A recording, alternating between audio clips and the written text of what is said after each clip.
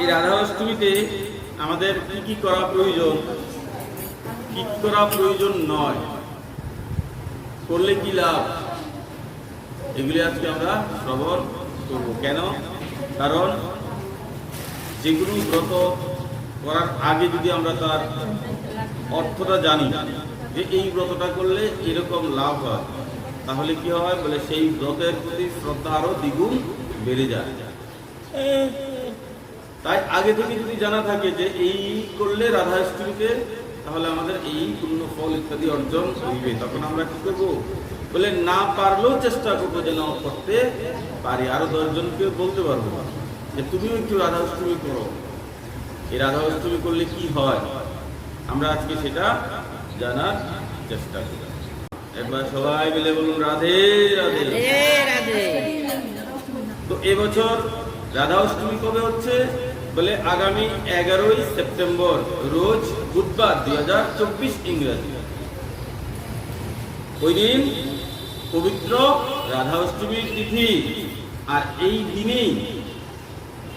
দিনেই শ্রীমতী রাধারানী এই ধরাধামে অবতীর্ণ হয়েছিলেন। বলিয়ে শ্রী রাধা রানী কি জয়। এই তিথিতে শ্রীমতী রাধারানী এই পৃথিবীতে অবতীর্ণ হয়েছিলেন। তাই এই তিথিটিকে কি বলা হয় বলে রাধা অষ্টমীর তিথি বলা হয়। যে জীব এই রাধা অষ্টমীর ব্রত পালন করিয়া থাকে সে সুমেরু পর্বত পর্যন্ত স্বর্ণদানের ফল প্রাপ্ত হইয়া থাকে। কি বলছে বলে সুমেরু পর্বত পর্যন্ত স্বর্ণদানের, এইটুকু স্বর্ণদান করলে যে লাভ হয়, তুমি যদি পাহাড় সমান স্বর্ণদান করো তাহলে কি হবে বলে হাজার হাজার লাভ হবে, হবে তো। তো বলছে এক রাধা অষ্টমী পালন করলে সেই জীব কি পায় বলে সে সুমেরু পর্বত পর্যন্ত সেই যে স্বর্ণ, সেরকম স্বর্ণদানের ফল ইত্যাদি সে প্রাপ্ত হইয়া থাকে। তারপর কি বলছে বলছে কোটি কোটি জন্মের ব্রহ্মহত্যা জনিত কোন পাপও যদি তার থাকে, কোটি কোটি জন্ম ধরে সে যদি কোনো ব্রহ্মহত্যা জনিত পাপ করে থাকে, আর সে যদি শ্রদ্ধার সঙ্গে এই রাধা অষ্টমীর ব্রতকে পালন করে শ্রদ্ধা দিয়ে ভক্তি দিয়ে যদি এই রাধা অষ্টমীকে পালন করিয়া থাকে, তাহলে তার সেই যে ব্রহ্মহত্যা জনিত পাপ সেটাও তৎক্ষণাৎ সেখানেই নাশ হয়ে যায়। বুঝতে পারলেন কি বলছে বলে ব্রহ্মহত্যা জনিত পাপ আর একটি দুটি নয়, বলে কোটি কোটি জন্মের ব্রহ্মহত্যা জনিত পাপ সে থেকেও এ রাধা অষ্টমীর মাধ্যমে সেই জীব মুক্ত হতে পারে। আরো কি বলছে বলে 1,000 কন্যাদান করলে যে ফল লাভ হয়, সহস্র মানে কি হাজার, তো বলছে 1,000 কন্যাদান করলে অর্থাৎ সেই দরিদ্র কন্যাদের বিবাহ দিলে যে ফল লাভ হয় সেই ফল এক রাধা অষ্টমী ব্রত পালন করলেই সে সেটা প্রাপ্ত করতে পারে। এই হচ্ছে রাধা অষ্টমীর মাহাত্ম্য। অর্থাৎ কন্যাদান, ধরুন কেউ তার কন্যাকে বিবাহ দিল, দান করলো, এটা হচ্ছে কি একটা মহৎ দান।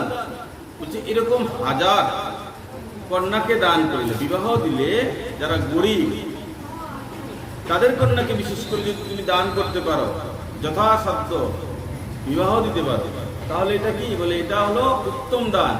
সেই 1000 কন্যা দানের সেই ফল এক রাধা অষ্টমীর মাধ্যমে সেই জীব প্রাপ্ত করতে পারে। আরো কি বলছে বলছে 1000 একাদশী, কয়টা 1000 একাদশীর সঙ্গে 100 গুণ করলে কত হয় বলে 1 লক্ষ হয়। 1 লক্ষ একাদশী করলে জীব যেই ফল প্রাপ্ত হয় সেই ফল এক রাধা অষ্টমী ব্রতের মাধ্যমে সে প্রাপ্ত করতে পারে। বলে রাধা অষ্টমী তিথি তাহলে দেখুন 1 লক্ষ একাদশী ব্রতের ফল এক রাধা অষ্টমী ব্রতেই প্রাপ্ত করা যায়। কত সহজ করে দিয়েছে আমাদেরকে ভগবান। আমাদের কল্যাণ করার জন্য যেরকম কঠিন নিয়ম দিয়েছেন আবার একদম সহজও করে দিয়েছে, বলছে 1,00,000 ফল এক রাধা অষ্টমীর ব্রতের মাধ্যমে সে প্রাপ্ত করতে পারে। এই ব্রত পালন করলে ভগবান শ্রীকৃষ্ণ অত্যন্ত প্রীত হইয়া থাকে। তাহলে আমাদের উচিত কি, বলে এই ব্রত যে করেই হোক, একটু কষ্ট হলে হবে, কিন্তু যে করেই হোক আমাদের এই ব্রতটাকে পালন করা উচিত। এই ব্রত পালন করলে কি হয়, বলে ঘরে ধনের কখনো অভাব হয় না, লক্ষ্মী সবসময় একদম বিরাজমান।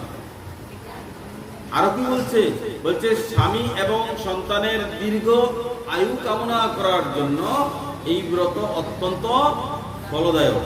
সন্তানের আয়ু, স্বামীর আয়ু, এগুলি বৃদ্ধির জন্য এই রাধা অষ্টমীর ব্রত অত্যন্ত ফলদায়ক। প্রেম সে বলো রাধে রাধে। তো পদ্মপুরাণ অনুসারে একবার শনকাদি ঋষিগণ শ্রী সূতজি মহারাজকে একটি প্রশ্ন করলেন, বলে প্রভু, জীবের জন্য গোলক বৃন্দাবন ধাম, আর সেই বৃন্দাবন ধামে বাস করা যাওয়া অত্যন্ত দুর্লভ। যেতে পারছো বৃন্দাবনে? সেখানে বাস করতে পারছো? সেখানে বসবাস করার সেই সৌভাগ্য এখন হয়েছে বৃন্দাবনে? পার্মানেন্টলি বসবাস করার সেই সৌভাগ্য হলো কারো? দেখো এই যে বলছে, দেখো শ্লোকের মধ্যে এটা বোঝা যায়, বলছে কি জীবের জন্য গোলক ধাম প্রাপ্তি তো অতি দুর্লভ। কেন বলেছে অতি দুর্লভ? দুর্লভ না অতি। দেখো আমাদের কোনো সমস্যা নেই, আপনারা যারা বৃদ্ধ মাতারা আছেন তাদের এখন সংসারের কোনো কিছুই দায়িত্ব কর্তব্য নেই। আপনারা যদি সংসারের কর্ম নাও করেন তারপর আপনাদের কোনো পাপ লাগবে না, কারণ পুত্র বিবাহ হয়ে গেছে, পুত্রীদের বিবাহ হয়ে গেছে, তাই তো। এখন আর স্বামীর প্রতিও আর কোনো কর্তব্য নেই, এখন নিজে নিজে গোবিন্দের সেবা করছে, বাজার চলছে। তারপরে যেতে পারছো? কেন? বলে ওই যে বলছে না অতি দুর্লভ। দুর্লভ না শুধু, অতি দুর্লভ। আমি পারছি না আমার মেয়েকে বিবাহ দিতে হবে, আমি পারছি না আমার মেয়েকে ওইখানে ইংলিশ মিডিয়ামে ভর্তি করাতে হবে, বাংলা মিডিয়াম নেই, এই মেয়ে এখানে বাংলা মিডিয়ামে পড়ে, আমি পারছি না, এটাও একটা কারণ। আর ওরা বলছে কি, বলে ওই দিকের যে স্কুলগুলি তারা বলে কি, বলে বাংলা মিডিয়ামের স্টুডেন্টদের আমরা এখানে ভর্তি করাই না, পরিষ্কার বলে দিয়েছে। কেন? ওগুলি হিন্দি মিডিয়াম আর ইংলিশ মিডিয়াম, তো বাংলা মিডিয়ামের ছাত্রকে আমরা ভর্তি করাতে চাই না। কেন? কারণ তারা পারবে না, বুঝতে পারবে না ইংলিশ, এটা একটা সমস্যা।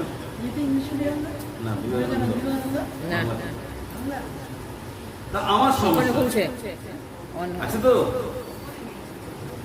আমার সমস্যা আছে। স্ত্রী বলছে না না এখনো যাবো না। বলে কেন? বলে এখন আমার মা বাবা আছে, তাদেরকে ছেড়ে থাকতে পারবো না। তো অনেক বাধ্যবাধকতা আছে, কিন্তু আপনারা কেন পারছেন না? আপনাদের কি সমস্যা?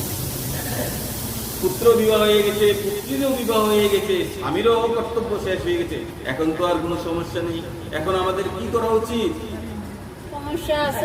এখন সবকিছুকে ছেড়ে টাকা পয়সা যা কিছু আছে এগুলিকে ব্যাগের মধ্যে ভরে চলো বৃন্দাবন, সেখানে গিয়ে সেখানে গিয়ে থাকো। যদি দেখো টাকা পয়সা নাও থাকে না, সেখানে গেলে দেখো রাধারানীর কৃপায়, রাধারানীর কৃপায় সেখানে কেউ অভুক্ত থাকে না, কেউ অভুক্ত থাকে না, সবাই সেখানে 3 বেলা পেট ভর খেতে পারে। যারা যারা বৃন্দাবনে গেছে তারা জানে জিনিসটা, খাওয়া খাদ্য থেকে শুরু করে সবকিছু সুবিধা সেখানে রাধারানী করে দিয়েছে। এমনকি তোমার রোগ শোক এগুলি কমে যাবে।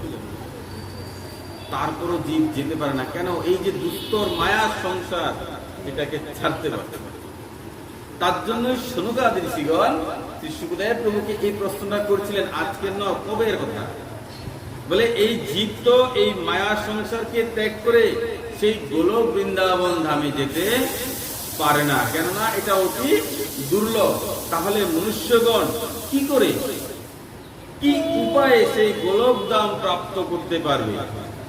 আপনি কৃপা করে আমার কাছে সেই কথা বর্ণন করুন। তখন শ্রী সূতজি মহারাজ শনকাদি ঋষিদের বললেন, হে শনকাদি ঋষিগণ, আপনি একটি অতি উত্তম প্রশ্ন করলেন, আর যেই প্রশ্নটা দেবর্ষী নারদ কোন এক সময় ব্রহ্মাকে করেছিল, আর ব্রহ্মা দেবর্ষী নারদকে যে উত্তর দিয়েছে আমি আপনার কাছে সেটাই বর্ণন করছি। মানে এই প্রশ্নটা শুধু এই দেবর্ষী এই যে সনকাদ ঋষিগণের মধ্যেই ছিল এরকম নয়, এর আগেও দেবর্ষী নারদ কাকে বলছে বলে ব্রহ্মাকে জিজ্ঞেস করেছিল, তখন ব্রহ্মাজি যে উত্তর দিয়েছিলেন আমি সেটা আপনার কাছে বর্ণন করছি। ব্রহ্মাজি তখন বললেন, হে নারদ, এই অপার সংসার সাগর থেকে পরিত্রাণ পেয়ে গোলক ধামে গমন পেতে হলে মনুষ্যদের কি করতে হবে বলে ভাদ্র মাসের শুক্ল পক্ষের অষ্টমী তিথিতে শ্রীমতী রাধারানীর জন্য ব্রত করিতে হইবে। আর সেই ব্রতকে কি বলা হয় বলে রাধা অষ্টমী ব্রত। বুঝতে পেরেছো? তোমাকে যদি সেই গোলক বৃন্দাবনে পার্মানেন্ট থাকতে হয়, যেতে হয়, তাহলে তোমাকে কি করতে হবে বলে রাধা অষ্টমীর ব্রত করিতে হবে। এই রাধা রানী তোমাকে কৃপা করে সেখানে নিয়ে যাবে, না হলে রাধা রানীর ইচ্ছা ছাড়া কেউ সেখানে যেতেও পারবে না। বাস করা তো অনেক দূরের কথা, বাস করা অনেক দূরের কথা, প্রথম তো যেতে হবে। আর গেলেই হবে না, সেই যে স্থানটা, সেই বৃন্দাবনের যে জায়গাটা তোমার নজরে ভালো তো লাগতে হবে। সেই স্থানটাকে যদি তুমি ভালো না বাসো তাহলে তুমি সেখানে থাকতে পারবে? যত বড়ই দালান হোক না কেন, পারবে? আগে স্থানের প্রতি মায়া হতে হবে, সেই জায়গার প্রতি। এখন রাধারানী যদি কোনো ভাগ্যবানের কৃপা করে, লক্ষে হাজারে একজন ভাগ্যবানকে যদি রাধারানী কৃপা করেন, তখন সে গিয়ে সেই বৃন্দাবনের জীবনে যখন প্রথমবার যাবে সেদিনই সেখানে সংকল্প করবে বলে কি আমি ওই বৃন্দাবনের যেন তেন প্রকারের জন্য বাস করতে পারি, আমি থাকবই থাকবো। দেখবেন 2-4-5 বছরের মধ্যে সে সেখানে থাকার ব্যবস্থা ঠিক হয়ে যায়। কেন? কারণ ওই ধামের প্রতি তার একটা মায়া হয়ে যায়, প্রেম হয়ে যায়। অনেকে বৃন্দাবন গেলে এসে বলে না কি নোংরা, অনেকে বলে না কি নোংরা, গোবর পরে থাকে, বানরের নোংরা পরে থাকে, ময়লা বলে তো। তো সে কি দেখেছে? সে ময়লাগুলিকে দেখেছে। আর কোন ভক্ত যখন আসবে বলে রাধা কুণ্ড কিরকম, বলে আহা সেই পবিত্র রাধা কুণ্ড। বৃন্দাবন কিরকম, বলে অতি মনোরম। সে এই ময়লাগুলি দেখে না, বলে কেন? বলে ময়লাগুলি দেখার জন্য তো আমাদের এই রাজ্যই ঠিক আছে, এখানে তো আছে, আছে না রাস্তার কাছে সবকিছু তো ময়লা পড়ে থাকে। তো এই ময়লাগুলি দেখার জন্য বৃন্দাবন গেছিলাম না, এটা অত্যন্ত অপরাধ।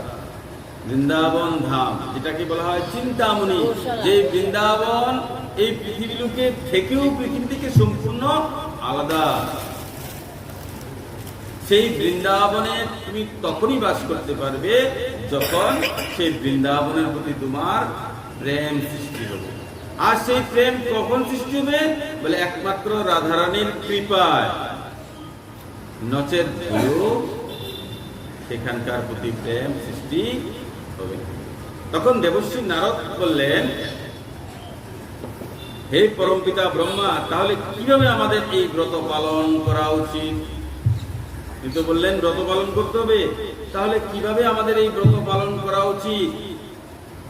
আপনি কৃপা করে তার বর্ণন করুন। তখন ব্রহ্মাজি বলতে লাগলেন কি? ব্রহ্মাজি বললেন যে যেরকম আমরা একাদশীর ব্রত পালন করি, খুব মন দিয়ে শুনবে, কিভাবে ব্রত করবে? একদম সহজ, কোনো কঠিন নেই। বলছে যেরকম আমরা একাদশীর ব্রত পালন করিয়া থাকি, ঠিক সেরকম ভাবেই এই রাধা অষ্টমীর ব্রতকে পালন করিয়া থাকবে। সব থেকে উত্তম, দেখো যে কোনো জিনিসের মধ্যে উত্তম আছে, মধ্যম আছে, আর সবচেয়ে নিকৃষ্ট আছে। তো বলছি কি সব থেকে উত্তম হলো যদি তুমি সেদিন নির্জলা থেকে, নিরাহারে থেকে এই ব্রতের অনুষ্ঠান করতে পারো। আর যদি না পারো, তাহলে তোমাকে কি করতে হবে বলে দুপুরবেলা রাধারানীকে খুব সুন্দর করে ভোগরাগ লাগিয়ে তুমি অনুকল্প প্রসাদ এগুলো গ্রহণ করতে পারো। অনেকে আবার দুপুরবেলা ভগবানকে ভোগ রাগ লাগিয়ে সেই প্রসাদও গ্রহণ করে নেবে, এটাও ঠিক। তো তোমার পরম্পরা, তোমার সম্প্রদায় তোমাকে যেটা আদেশ করবে তুমি সেটাই পালন করিয়া থাকবে, অন্যদের দেখে কোনো লাভ নেই, বুঝলে তো? তোমাকে যেটা তোমার সম্প্রদায় কত গুরুদেব যেটা আদেশ করেছেন তুমি সেটাই পালন করিবে। কেননা স্বধর্মে নিজনংশ পরধর্ম ভয়াবহ। ভগবান বলছেন তো কি বলে, নিজের ধর্মে মরে যাওয়া ভালো, পরের ধর্ম অবলম্বন করা। তোমার গুরুদেব তোমাকে যা বলছে তুমি সেটাই পালন করতে থাকো। বলো রাধে রাধে রাধে। তো এবছর শ্রীমতী রাধারানীর শুভ আবির্ভাব তিথি বা দিবস হচ্ছে কি বলে 11ই সেপ্টেম্বর বুধবার 2024 ইংরেজি। ওই দিন রাধাষ্টমীর ব্রত ইত্যাদি পালন করা হবে। ওই দিন ঠিক দুপুরবেলা 12টার সময় রাধারানীকে খুব সুন্দর করে অভিষেক করা হয়। কি দিয়ে বলে, পঞ্চামৃত দিয়ে। পঞ্চামৃত জানা আছে তো? কি কি বলে, দুধ, দই, ঘি, মধু আর চিনি বা শর্করা, এই 5টা দ্রব্য একসঙ্গে মিশ্রিত করে তুমি রাধারানীকে স্নান করাবে। কি দিয়ে বলে, শঙ্খের মধ্যে করে, বাড়িতে যদি বড় জল শঙ্খ থাকে তাহলে সেই জল শঙ্খ দিয়ে করাবে, যদি না থাকে তাহলে অন্য কোনো পাত্র ঘটি ফটি যাই থাকে সেগুলি দিয়ে ভগবানকে, রাধা কৃষ্ণের মূর্তি যদি থাকে বিগ্রহ তাহলে সেগুলিকে স্নান করাবে। যদি মূর্তি বা বিগ্রহ না থাকে তাহলে কি করবে বলে, আমার কাছে চিত্রপট আছে, ছবি আছে, ছবিকে কি করে স্নান করাবে? ছবিকে স্নান করে ছবি নষ্ট হয়ে যাবে, ভিজে যাবে। তার জন্য কি করবে বলে, এটারও উপায় আছে বলে, ছবির সামনে একটা আয়না রাখবে, সেই আয়নাটাকে স্নান করাবে। বুঝতে পেরেছ? উপায় আছে বলে, এটাও নেই তাহলে বাড়িতে যদি গোপাল বিগ্রহ থাকে তুমি সেই গোপালকেও স্নান করাতে পারবে। কেননা রাধা আর কৃষ্ণের মধ্যে কোনো ভেদ নেই। যেই রাধা সেই গৌর, যেই রাধা সেই কৃষ্ণ, আর তিনি হলেন গৌর। কলিযুগ পাবন অবতার শ্রী গৌর হরি, বলিয়ে গৌর হরি ভগবান কি। তো রাধারানীকে আমরা কি করবো, খুব সুন্দর করে 12টার সময় অভিষেক করাবো। তারপর কি করব, তারপর রাধারানীকে খুব সুন্দর বস্ত্র পরাতে হবে। কি রঙের বস্ত্র এটা উল্লেখ করা আছে। কি কালার বলে, নীল কালার। নীল রঙের বস্ত্র রাধারানীর অত্যন্ত প্রিয় হইয়া থাকে। আর কৃষ্ণের কি কালারের বস্ত্র প্রিয় বলে, পীতাম্বর। পীতাম্বর মানে হলুদ রঙের যে বস্ত্রটা। কেন কেন এটা জানি কি, রাধারানী কেন নীল কালার পছন্দ করে আর কৃষ্ণ কেন হলুদ কালার পছন্দ করে? কেননা রাধারানীর অঙ্গের রংটা কিরকম বলে, একদম গৌর, স্বর্ণের মতো উজ্জ্বল। তো ভগবান কি করেছে, রাধারানীর যে গায়ের রঙের মতো ম্যাচ করে এই হলুদ মানে পীতাম্বর যে কালারটা, সেই রংটাকে নিজের বস্ত্রের মধ্যে ধারণ করছে। আর ভগবানের গায়ের কালার কিরকম বলে, নীল কালার।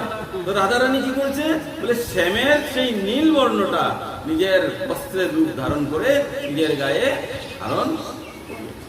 এগুলো প্রেম, একজন আরেকজনের প্রতি প্রেমের নিদর্শন। তো আমরা চেষ্টা করবো কি বলে, রাধারানীকে নীল বস্ত্র ইত্যাদি পরিধান করা, মানে আমরা যেন করতে পারি। আচ্ছা, আপনার বাড়িতে ধরুন রাধা কৃষ্ণের বিগ্রহ নাও থাকতে পারে, এরকম তো হয়, কিন্তু আপনার মনে ইচ্ছা হয়েছে যে আমিও যদি একটা ড্রেস পরাতে পারতাম।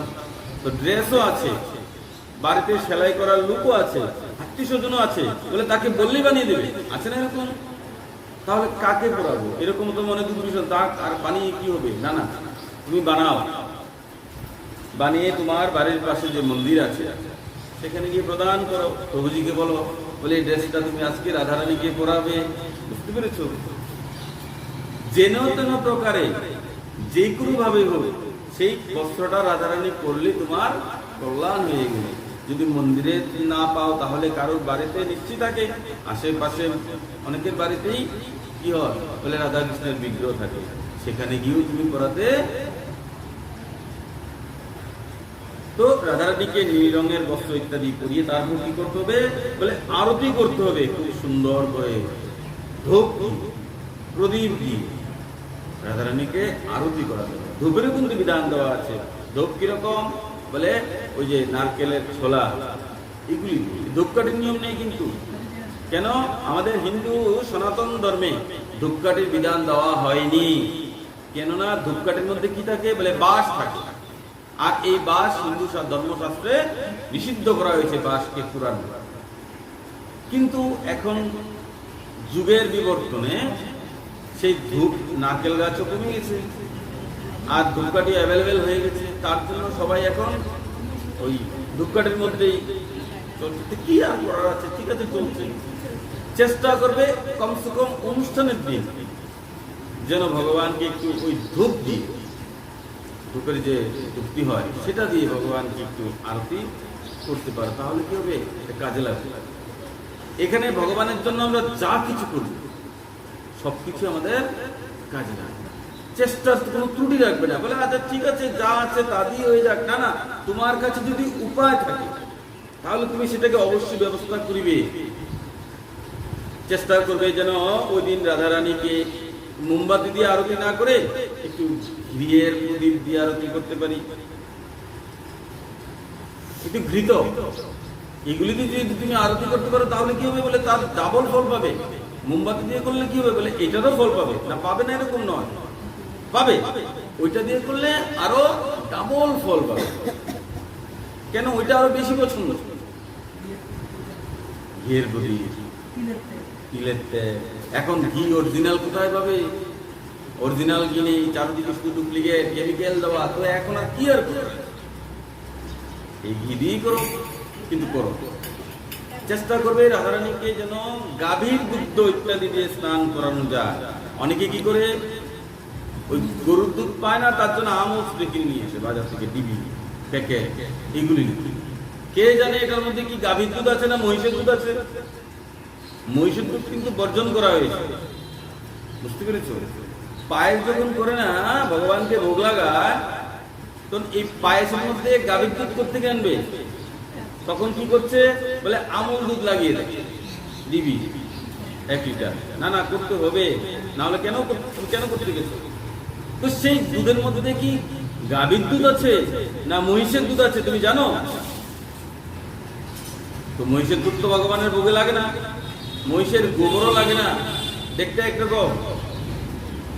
তার জন্য এগুলি বিচার করতে হয়। একমাত্র গাভী দিয়ে তুমি সেগুলি যদি করতে পারো তাহলে তুমি ফল পাবে, নাহলে পাবে না, অনুষ্ঠান হয়ে যাবে। ফল পেতে হলে তোমাকে সঠিক শাস্ত্রের নিয়মেই মেনে চলতে। বলো রাধে রাধে। আর মনে রাখবে রাধারানীর প্রিয় খাবার হচ্ছে কি বলে রাবড়ি। কোথায় পাওয়া যায় বলে বৃন্দাবনে। এখানে আছে? তাহলে কি করতে হবে? তাহলে এখানে কি করবে বলে রাবড়ি যেহেতু নেই, রাবড়ির মতো করে বাজারে ক্ষীরের পায়েস আছে, বাটি আছে, অনেক কিছু আছে। এগুলিকে রাবড়ি মনে করে মানসিক ভাবে রাধারানীকে অর্পণ করো বলে রাধারানী আমাদের এখানে তো রাবড়ি নেই, তো এখানে ছানার পায়েস পাওয়া যায়, এটাকেই তুমি রাবড়ি মনে করে গ্রহণ করে ফেলো। রাধারানীকে তুমি যা দেবে সেটাই তুমি গ্রহণ করিয়ে থাকবে। ভক্তি শ্রদ্ধা থাকতে হবে, ভক্তি শ্রদ্ধা এগুলি অবশ্যই থাকতে হবে। আর রাধারানীকে খুব সুন্দর করে ব্যঞ্জন সবজির মধ্যে রাধারানীর সবচেয়ে প্রিয় সবজি কি বলে আরবি। আরবি মানে হলো ছড়া। হ্যাঁ, ছড়া রাধারানী খুব প্রিয় সবজি জাতীয় জিনিস। রাধারানীর সবচেয়ে প্রিয় সবজি হচ্ছে ছড়া। তাহলে বিচার করবে এই ছড়া এই যুগের নয়, তবে এটা ওই দ্রাপর যুগের, তখন থেকে ছড়ার প্রচলন চলে এসেছে। তো এইগুলি দিয়ে রাধারানীকে একটু করে ভোগরাগ ইত্যাদি করবে। যদি পারো সেদিন সারাদিন উপবাস করবে, যদি না পারো তাহলে অনুকল্প প্রসাদ মানে ফলমূল এগুলি গ্রহণ করবে। আর যদি এটাও না পারো তাহলে অন্ন ইত্যাদি গ্রহণ করতে। আমি যেটাকে বললাম যে নিয়মটা, সেটা আপনাদেরকে বৃন্দাবনের নিয়ম কানুন ইত্যাদি বললাম। এছাড়া যদি আপনার সম্প্রদায় আপনাকে বলে যে দুপুরবেলা ভোগ রাগ লাগিয়ে ভগবানকে প্রসাদ আপনারা পেতে পারেন, তাহলে সেটাও সঠিক, তাতে কোনো দোষ। প্রেম সে বলো রাধে রাধে। তো এই জন্মাষ্টমী ব্রত পালন করলে কি হয় বলে গোবিন্দ অত্যন্ত খুশি হইয়া থাকে। আর একটা কথা মনে রাখবে, যারা ওই দিন রাধাষ্টমীর ব্রত করবে, সারাদিন উপবাস থাকবে, তাদেরকে পরের দিন পালন করতে হবে। সূর্য ওঠার পরে থেকে শুরু করে 9:32-এর মধ্যে তাকে অন্ন প্রসাদ ইত্যাদি গ্রহণ করে ব্রতের সমাপন ইত্যাদি করতে হবে। যারা সারাদিন উপবাস থাকবে, এটা হলো ব্রজের নিয়ম। তো এই রাধাষ্টমী ব্রত যারা পালন করে তাদের উপর ভগবান শ্রী হরি অত্যন্ত প্রসন্ন হইয়া থাকে। তাহলে প্রভু এই রাধারানী কেন এই ভূমণ্ডলে এসেছিল, রাধারানী কেন এই পৃথিবীতে অবতীর্ণ হয়েছিলেন, আপনি আমাকে সেই কথা বলুন। এবার এই রাধারানী আসার পেছনে কি কারণ সেটা আমি জানতে চাই। করে বলতে লাগলেন কি, বলে দ্রাপর যুগে ভগবান শ্রীকৃষ্ণ যখন এই পৃথিবীতে অবতীর্ণ হয়েছিলেন, ঠিক সেই সময় শ্রী রাধারানীও এই পৃথিবীতে অবতীর্ণ হয়েছিলেন। কি হয়েছিল, দ্রাপর যুগে যখন অসুরদের অত্যাচার অত্যন্ত বেড়ে গিয়েছিল, তখন সমস্ত দেবতাগণ মিলে ভগবান শ্রী হরির কাছে গিয়ে উপস্থিত হলেন। আর শ্রী হরিকে বলছে, হে প্রভু, আপনি অতি শীঘ্রই এই ধরাধামে অবতার গ্রহণ করুন। বলে কেন, বলে পৃথিবীতে অসুরদের অত্যাচার অত্যন্ত বেড়ে গেছে, আর সেই অসুরদের মধ্যে মহাবলশালী অসুর ছিলেন, তার নাম হলো কংস। বলে পৃথিবীতে কংসের অত্যাচার এত বেড়ে গেছে যে আমরা আর সহ্য করতে পারছি না। তাই পৃথিবী মাতা কি করলো, সেই অত্যাচারে সহ্য না করতে পেরে দেবতাদের কাছে গিয়ে উপস্থিত হয়েছে। আর দেবতারা মিলে সেই পৃথিবী মাকে নিয়ে ব্রহ্মার কাছে গেছে। আর ব্রহ্মাজি সমস্ত দেবতাগণকে নিয়ে ভগবান শ্রী হরির কাছে গিয়ে উপস্থিত হলেন, আর ভগবানকে আবেদন করছেন, নিবেদন করছেন, হে প্রভু, আপনি অবতার গ্রহণ করুন। ভগবান এই আবেদন শুনে হাসতে লাগলেন, আর দেবতাদের বললেন, যাও তোমরা একদম চিন্তা করো না, আমি অতি শীঘ্রই এই পৃথিবীতে অবতার গ্রহণ করব। বলি ভক্তবৎসল ভগবান কি। ভগবান সমস্ত দেবতাদের আদেশ করলেন, যাও তোমরাও গিয়ে সেখানে আমার সঙ্গে আমার লীলা সঙ্গী হবে। কি বলছে, মানে আমি তো আসছি, তা আমি একা একা আসবো, আমার সঙ্গে আমি যে ওইখানে গিয়ে লীলা করব, এই লীলাগুলি কে করবে, বলে সঙ্গীত হতে হবে। এখন যদি কোনো নতুন কাউকে আমি নেই, বুঝবে না, তাকে শেখাতে হবে, ট্রেনিং দিতে হবে। এখন যদি এখান থেকে তোমরা যাও, তাহলে তোমরা অলরেডি জানো যে আমাকে কয়বার ভোগ লাগাতে হয়, আমাকে কি করে চামর ব্যঞ্জন করতে হয়, আমাকে কি করে খাওয়াতে হয়, আমার ভক্তি কি করে করতে হয়, এটা তো তোমরা জানো। ভগবানের সঙ্গে নিত্য তারা থাকেন, দেবতাগণ আসা যাওয়ার মধ্যে থাকে। তো তোমরা যদি যাও তাহলে কি হবে, বলে আমার লীলাটা করতে সহজ হবে, সুবিধা হবে। তার জন্য ভগবান আদেশ করলেন, বলে যাও তোমরাও সেখানে গিয়ে আমার সঙ্গে জন্মগ্রহণ করবে আর আমার লীলার সঙ্গী হবে। ভগবানের আদেশ প্রাপ্ত করে সমস্ত দেবতাগণ এই ব্রজমণ্ডলে এসে জন্মগ্রহণ করতে লাগলো। কেউ বানর হয়েছে, কেউ মানব হয়েছে, কেউ গোপী হয়েছে, কেউ কোনো পশু হয়েছে, কেউ বৃক্ষ হয়েছে। যে যেরকম পেরেছে সে সেরকম রূপ ধারণ করে এই ব্রজমণ্ডলে এসে জন্মগ্রহণ করতে লাগলো। ভগবত ইচ্ছেই সব এই বৃন্দাবনে এসে তারা জন্মগ্রহণ করতে লেগেছে। তো ভগবানের আগমনের মঞ্চ একদম তৈরি হয়ে গেছে, স্টেজ একদম তৈরি। দেখবেন যারা বড় বড় শিল্পী হয়, বড় বড় পাঠক হয়, যারা শিল্পী হয় বা বড় বড় নেতৃত্ব হয়, তারা যদি কোথাও যায়, তাদের সঙ্গে তাদের সমস্ত ব্যবস্থাপনা আগে থেকেই সেখানে গিয়ে উপস্থিত হয়ে যাবে। কেননা ওইগুলি ছাড়া তারা মন খুলে কোনো কিছু অনুষ্ঠান করতে, মন খুলে অনুষ্ঠান করতে গেলে কি করতে হবে, বলে তোমাকে মন মতো সবকিছু সাজিয়ে নিতে হবে। তো ভগবান যিনি অনন্ত কোটি বিশ্বের নায়ক, ব্রহ্মাণ্ডের নায়ক, সে আসবে, তার জন্য মঞ্চ আগে থেকে একদম তৈরি হয়ে গেছে। তাই শ্রীমতী রাধারানীর চিন্তা বেড়ে গেছে, কেননা এই খবর চারদিকে প্রচারিত হয়ে গেছে ভগবান পৃথিবীতে যাচ্ছেন। আর যদি ভগবান পৃথিবীতে চলে যায় তাহলে তো গোলকধাম খালি হয়ে যাবে, সমস্ত দেবতাগণ চলে যাচ্ছে। কিছুদিনের জন্য তো খালি থাকবে। তার জন্য রাধারানীর চিন্তা বেড়ে গেছে। রাধারানী একা একা বসে আছে, ভগবান রাধারানীকে খুঁজছে, কোথায় গেল কোথায় গেল। আর খুঁজতে খুঁজতে গিয়ে দেখছি কি রাধারানী এক জায়গায় চুপচাপ বসে আছে। ভগবান গিয়ে রাধারানীকে ডাক দিলেন, রাধে। সঙ্গে সঙ্গে রাধারানী শ্যাম সুন্দরকে দেখতে পেয়ে একদম ঝরঝর করে কাঁদতে গেল। শ্যাম, শুনেছি তুমি নাকি পৃথিবী লোকে চলে যাচ্ছ, তুমি নাকি পৃথিবী লোকে চলে যাচ্ছ। বলে হ্যাঁ, আমি তো সেখানে চলে যাব। বলে শ্যাম, তোমাকে ছেড়ে আমি সেখানে কি করে থাকবো,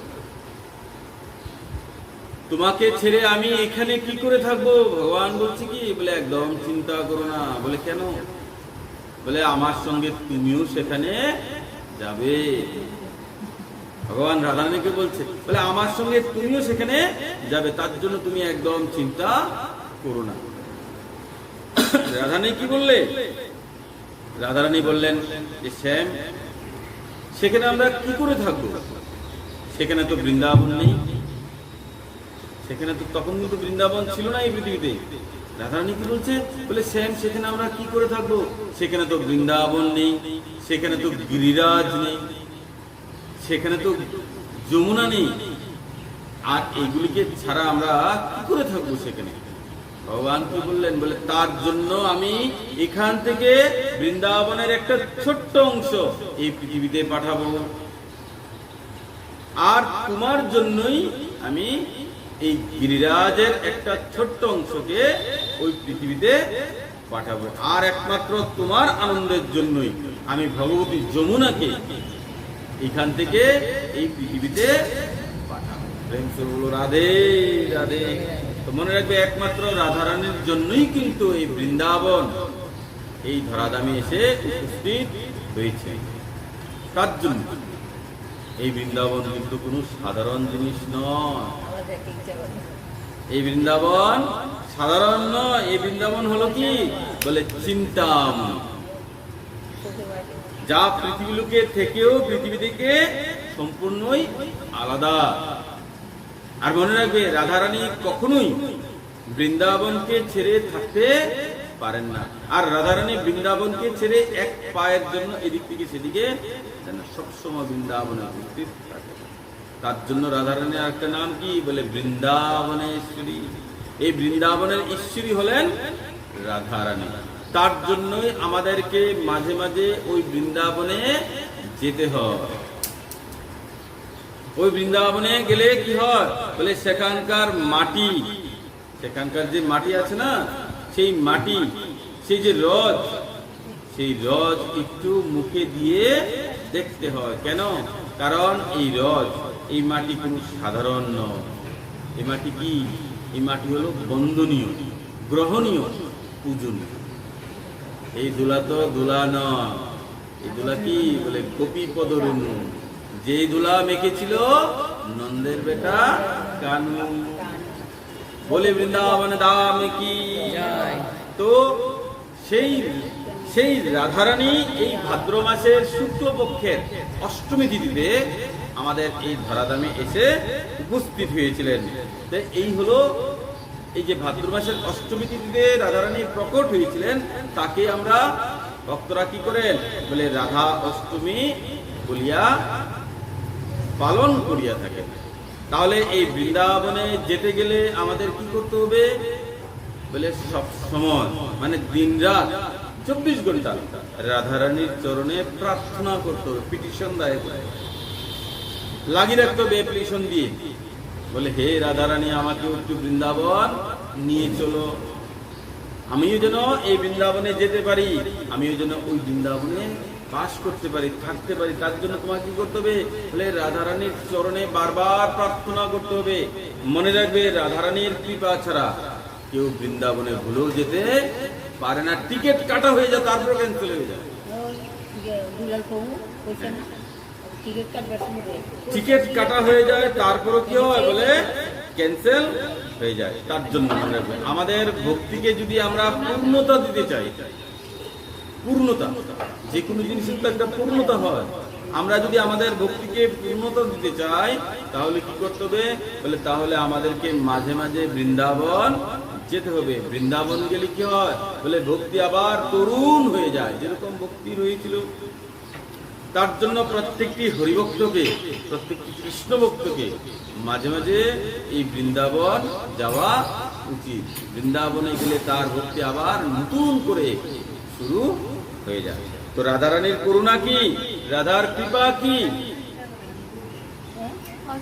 দেখো রাধারানীর কৃপা কি, রাধারানীর করুণা কাকে বলে, রাধারানীর প্রেম কাকে বলে, রাধারানীর গোবিন্দের প্রেমের মাধুরিমা কি, গোবিন্দের প্রেমের মাধুরিমা কি, সেটা যদি বুঝতে হয় তাহলে তোমাকে বৃন্দাবনে যেতেই হবে। এগুলি কিন্তু অত্যন্ত গুরুত্বপূর্ণ কথা হচ্ছে। যদি বুঝতে পারো তাহলে কাজে লেগে যাবে, না বুঝতে পারলে তো কিছুই করার নেই। যদি গোবিন্দের প্রেমের মাধুরীকে বুঝতে চাও তাহলে তোমাকে বৃন্দাবন যেতেই হবে। অনেকে বলে না, বলে ভক্তি তো করি, কিন্তু রাধা কৃষ্ণের সঙ্গে সেই প্রেমটা কেন হয় না? বলে তো হ্যাঁ ভগবান হিসেবে মানি, পুজো করছি, কিন্তু গোবিন্দের সঙ্গে প্রেম, গোবিন্দকে না দেখে থাকতে পারছি না, গোবিন্দের জন্য আমার চোখ দিয়ে এক ফোঁটা জল কেন আসে না? প্রেম কেন তৈরি হয় না? কেন না? হ্যাঁ, এই প্রেম না আসার পেছনে কারণ কি? বলে রাধারানীর প্রেমকে যদি তুমি বুঝতে চাও, রাধারানীর গোবিন্দের প্রেমের মাধুরিমাকে যদি তুমি বুঝতে চাও, অনুভব করতে চাও, তাহলে তোমাকে বৃন্দাবন যেতে হবে। বৃন্দাবন গেলে তখন কি হবে? তখন সেই প্রেমের মাধুরিমাকে তুমি বুঝতে পারবে। এখন বলতে পারে যে পাথর হৃদয় তো বুঝতে পারি না, যেটা বললেন। দেখো এই পাথরের উপরও যদি প্রত্যেক দিন একটি রশি দিয়ে বারবার ঘষো, কি হবে? একদিন না একদিন সেই পাথরের উপরও সেই রশির দাগ পড়বে তো। তার জন্য বারবার তোমাকে বৃন্দাবন যেতে হবে। বারবার যেতে যেতে যেতে যেতেই তুমি ভগবানের সেই প্রেমের মাধুরিমা এগুলি বুঝতে পারবে। তোমাকে যেতেই হবে। যদি গৌর না হইতো কেমনে হইতো, কেমনে ধরিতাম শ্রী রাধারও মহিমা প্রেমরস সীমা জগতে জানাইতো। যদি গৌর না আসিত তাহলে এই রাধারানীর প্রেমকে আমরা কখনোই বুঝতে পারতাম না। তো মহাপ্রভু এখানে জগৎকে কি দেখাতে এসেছেন? বলে রাধার প্রেম, কৃষ্ণ প্রেম কি সেটা জানাবার জন্যই মহাপ্রভু এই ধরাধামে এসে উপস্থিত হয়েছিলেন।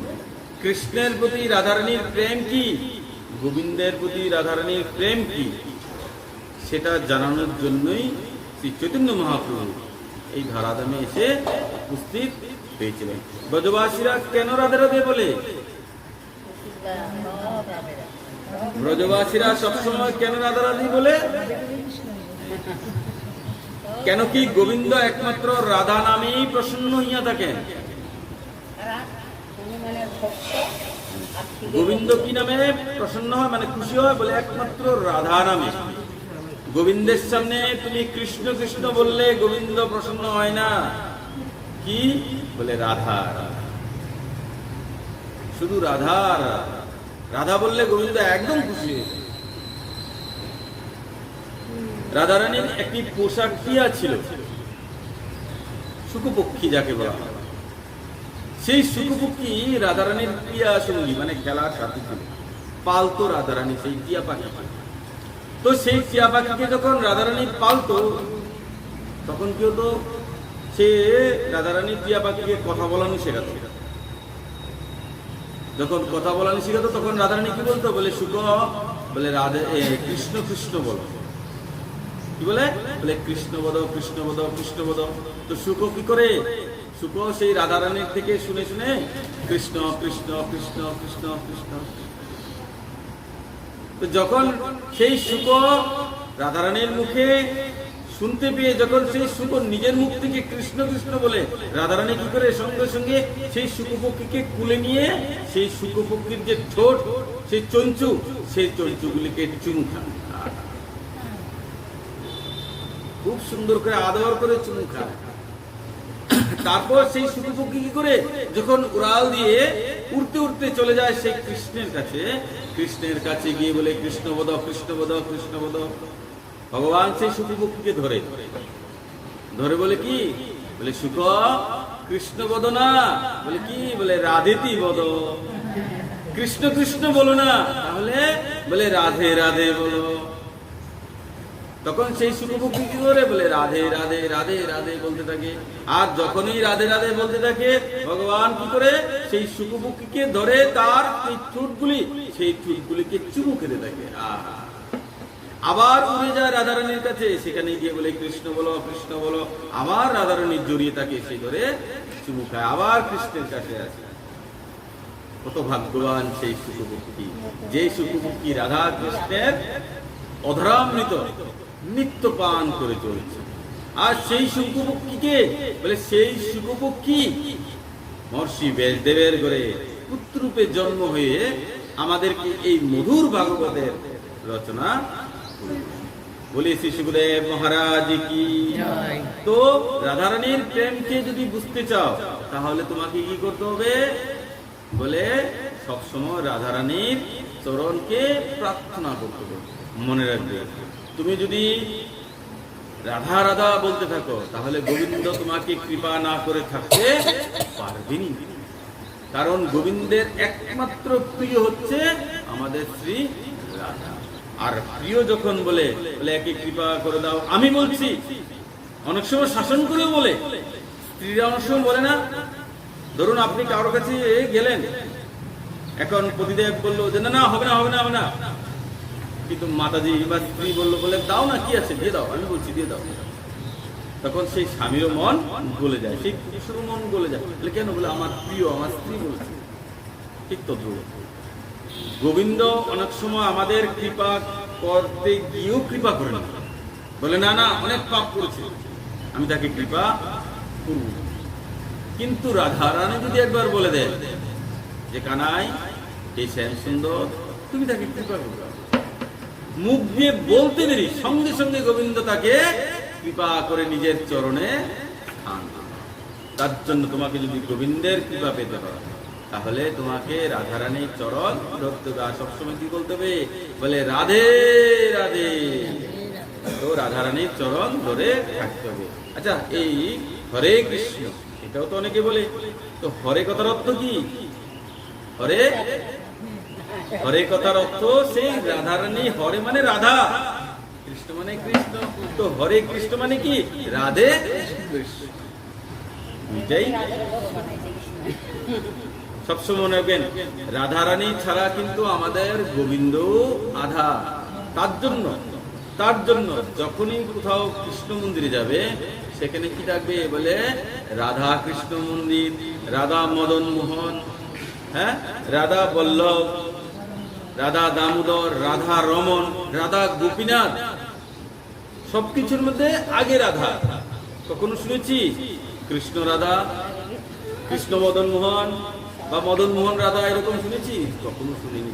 আগে তো রাধারানী ছাড়া আমাদের গোবিন্দ আধা। তার জন্য তুমি যদি গোবিন্দকে পেতে চাও, কৃষ্ণের প্রেম পেতে চাও, কৃষ্ণকে আপন করতে চাও, তাহলে তোমাকে রাধারানীর চরণ প্রার্থনা করতেই হবে। আর এই রাধারানীর জন্মের অনুষ্ঠান কবে, বলে 11ই সেপ্টেম্বর রোজ বুধবার দুপুরবেলা খুব সুন্দর করে রাধারানীকে অভিষেক করাবেন, খুব সুন্দর করে ভোগরাগ ইত্যাদি লাগাবেন, তারপর প্রসাদ ইত্যাদি পেয়ে ব্রতের সমাপন এগুলি করবেন। বলিয়ে শ্রী রাধা রানী কি। যেরকম জন্মাষ্টমীর ব্রত করেছিলে, ঠিক সেরকম জন্মাষ্টমীতে যদি তুমি ভগবানকে তালের বড়া করে দাও, তাহলে রাধাষ্টমীর জন্য করবে।